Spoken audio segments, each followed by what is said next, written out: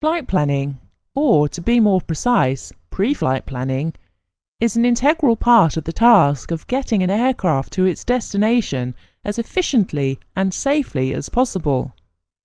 It will normally take place in a designated flight planning room in which all the information pertaining to route, weather, airfield states, etc. is readily available. Why is it necessary to go through this process?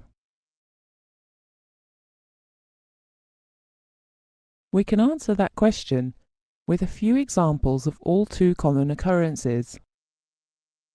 Had you studied the TAF for this airfield, you could have avoided this tense situation. It is now rather late to look for the nearest suitable diversion on your map, or to worry about how soon you can get this passenger on the ground and get medical attention. This should all have been thought through back in the briefing room. What information is available to help us in the pre-flight briefing stage?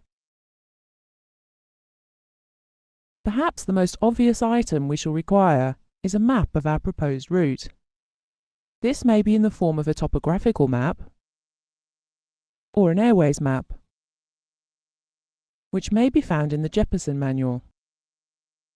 Weather information is also important, so TAFs and METARs are made available, as are significant weather charts and upper wind charts. Other useful information is found in Notices to Airmen, NOTAMs, and the Air Information Publication, AIP.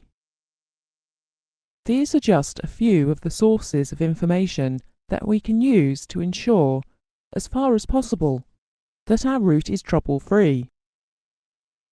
Further planning documentation will be covered as we progress through the course.